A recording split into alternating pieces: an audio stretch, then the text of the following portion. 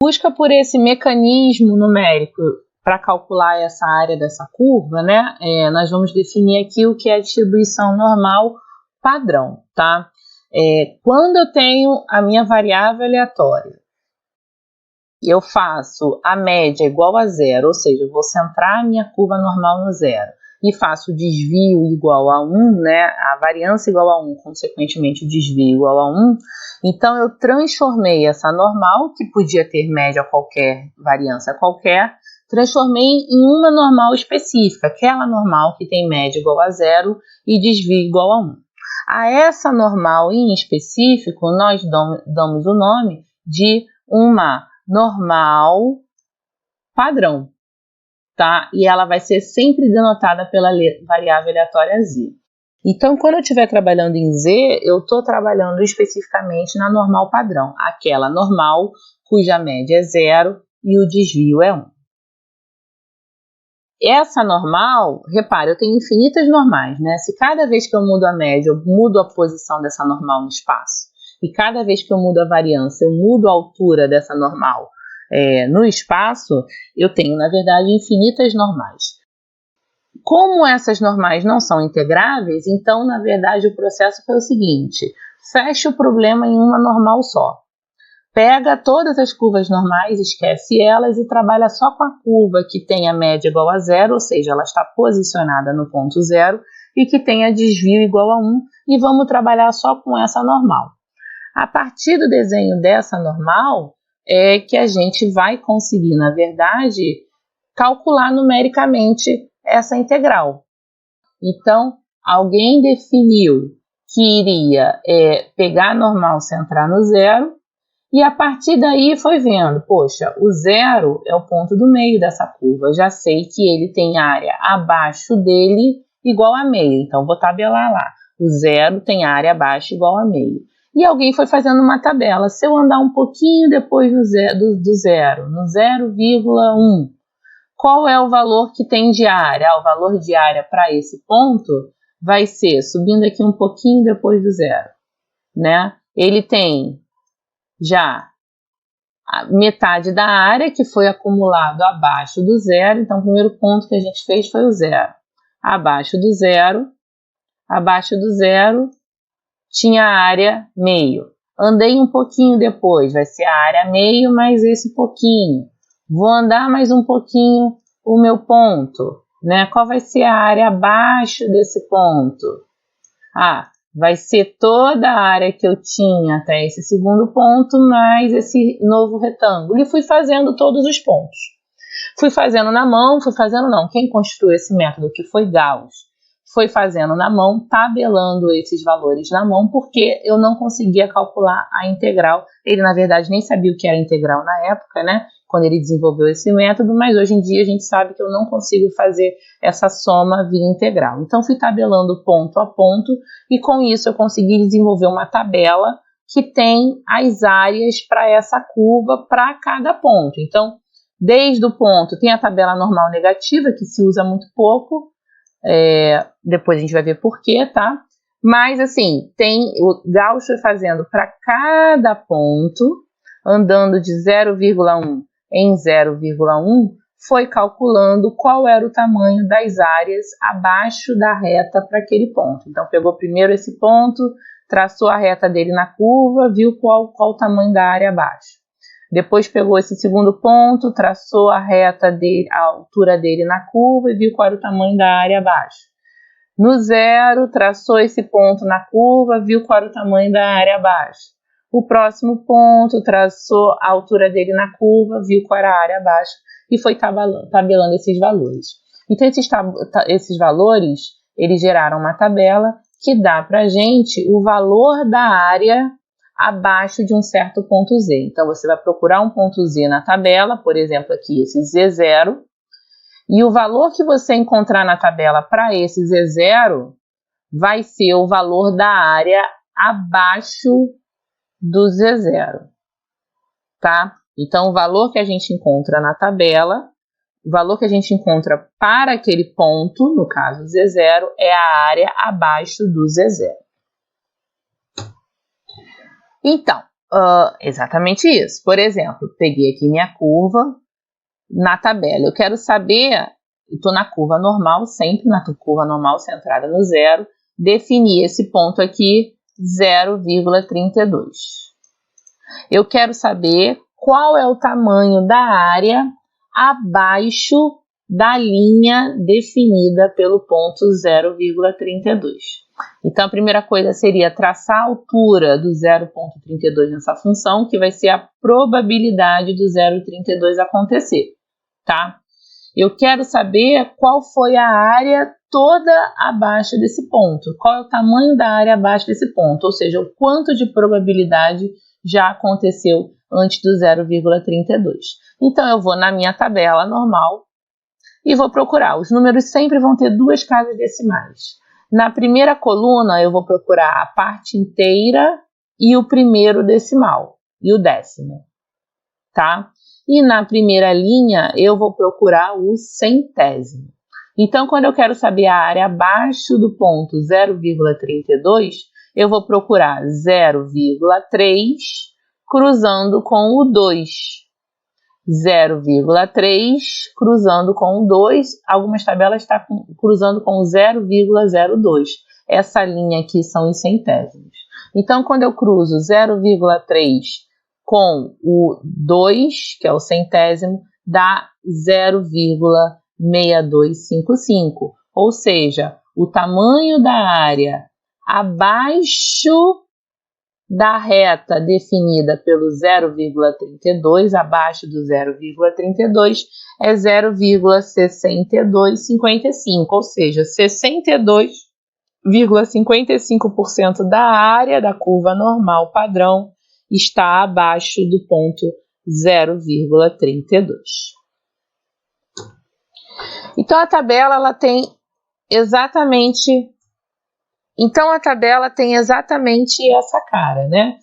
Ela vai ser uma tabela, a tabela de distribuição normal, aonde eu tenho os pontos. Para cada Z que eu encontrar, eu vou ter a área abaixo desse Z, é isso que ele está falando aqui. Para cada Z que eu encontro, eu tenho a área abaixo desse Z.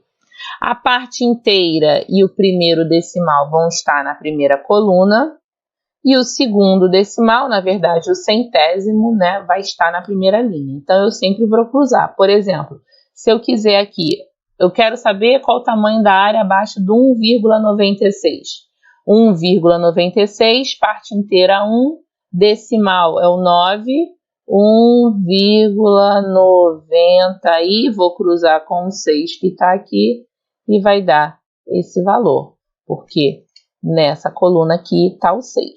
Então, 1,96. Então, a área abaixo do ponto 1,96 na curva normal tem 0,9755 de área, ou seja, 97,50% da área dessa curva normal está abaixo do ponto 1,96.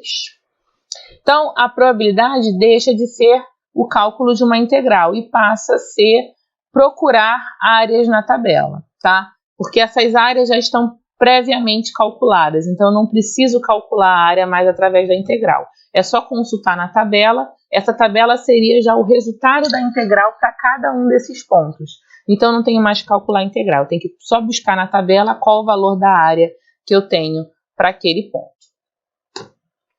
Então, vamos ver um exemplo aí, né, de distribuição normal padrão. Quero calcular as probabilidades abaixo com o auxílio da tabela da distribuição normal padrão. Então, a tabela está disponível no site, a gente vai simplesmente usar a tabela e calcular essa probabilidade. É importante a gente reparar o seguinte, deixa eu voltar aqui. Existem dois tipos de tabela. Existe a tabela que começa no meio, com o meio, tá? Tá dizendo aqui que no ponto 0, metade da área está abaixo, o que é uma verdade, né? Se a gente voltar aqui, o ponto 0 acumula abaixo dele metade da área. Então, essa é a tabela que a gente vai utilizar. Algumas tabelas que vocês podem encontrar na internet, começa aqui com, em vez de meio, começa com 0. tá? Porque nessa tabela eu só vou contar, é a mesma coisa, tá? A diferença é que ele sempre subtrai meio. Já que esse meio é padrão, não vou contabilizar ele, vou começar a partir do zero. Mas tem que dar o mesmo resultado, tá? Então prestem sempre atenção, caso vocês peguem a tabela em outro lugar, de usar a tabela que começa aqui com o meio no zero. Então vamos lá, calcular as probabilidades abaixo com auxílio da tabela de distribuição normal. Então, primeiro eu vou querer calcular a probabilidade de Z ser menor do que 1,26, depois a probabilidade de Z ser menor do que menos 1,37 e depois a probabilidade do Z estar entre menos 1,25 e 0,37. Então, letra A. Probabilidade de Z ser menor do que 1,27. Isso aqui é buscar direto na tabela, né? Eu vou na tabela buscar o meu valor. Vou cruzar lá o 1,2 com o 6, né? Na primeira coluna, 1,2. Na primeira linha, o 6. Então, isso aqui eu encontro diretamente. A probabilidade vai ser igual a 0,896165. No segundo exemplo, eu vou querer calcular a probabilidade de Z ser menor do que 1,37. Então, vamos voltar para a tabela.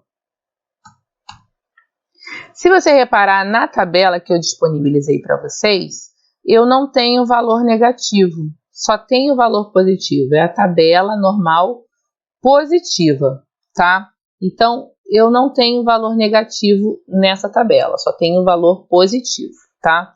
É como se eu estivesse sempre, a minha tabela está tratando só sobre os pontos desse lado. Não está tratando sobre os pontos desse lado, tá? Existe na internet tabelas sobre os pontos desse lado, sim, tá? Mas, em princípio, você não precisa saber quem são as probabilidades desse lado. Por quê? Porque a curva é simétrica, tá? Então, tudo que acontece desse lado acontece exatamente igual, só que refletido do outro lado. Então, você pode usar as propriedades de simetria para, através dos pontos positivos que você tem na tabela, encontrar os pontos negativos, tá? Então, é isso que a gente vai fazer. Peguei aqui, eu queria o menos 1,37. Quando a gente desenha na curva normal, ele está na parte negativa. Só que tudo que acontece desse lado, acontece exatamente desse lado. Então, a probabilidade de ser menor do que o menos 1,37 é igual à probabilidade de ser maior do que 1,37. Esses dois pedacinhos têm que ter exatamente o mesmo tamanho, a mesma área, portanto, a mesma probabilidade. Então, a probabilidade dele ser menor do que menos 1,37 tem que ser igual à probabilidade de ser maior do que 1,37, tá bom? Então, beleza, já estou no lado positivo. Só que agora tem um outro problema, né? A minha tabela, se a gente voltar lá na tabela, ela só dá valores, repara aqui, abaixo, tá? Eu estou sempre calculando uma área abaixo daquele ponto. Eu nunca estou calculando a área acima, sempre a área abaixo. Então, se eu quiser calcular a área acima, eu não vou encontrar na tabela. Eu vou ter que pegar a área toda menos a área abaixo, isso vai dar a área acima. Então, sempre que eu quiser um problema de menor, eu posso olhar direto na tabela, porque a minha tabela define valores, probabilidades abaixo de um certo ponto. Mas quando eu quiser um problema de maior, tá? Z é maior do que um certo valor, eu vou ter que usar o complementar, porque na tabela eu só tenho valores abaixo. Então, sabendo disso, voltamos para o nosso problema. O nosso problema aqui passou a ser probabilidade de Z ser maior do que 1,37. Só que eu não posso usar a tabela para encontrar valores maiores. A minha tabela só tem valores menores. Então, eu vou fazer o complementar.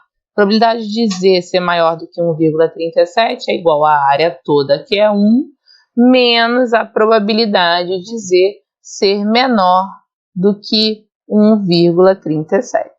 Agora sim, eu posso usar a minha tabela, porque já está tudo pronto, estou na variável aleatória Z, menor do que um valor positivo, vou procurar na minha tabela 1,3 na primeira coluna, cruzando com o 7 na primeira linha, e isso vai dar 0,96165. 914657. Fazendo essa subtração, a minha resposta final vai ser 0,085343.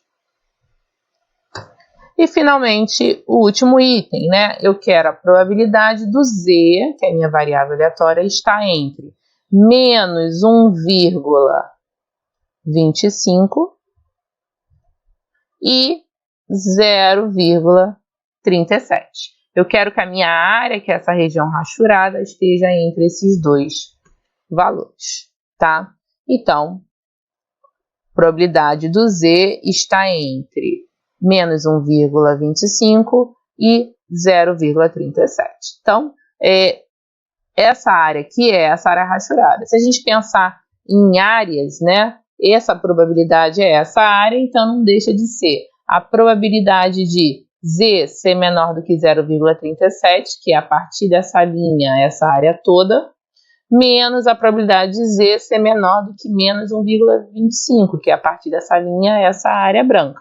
Se eu pego essa área toda e tiro essa área branca, vai sobrar a área rachurada. Então, essa expressão Z está entre menos 1,25 e 0,37 é a mesma coisa que a probabilidade de Z ser menor do que 0,37 menos a probabilidade de Z ser menor do que 1,25, tá? Esse aqui está pronto para usar na tabela. É menor do que um valor positivo. Posso usar a tabela direto.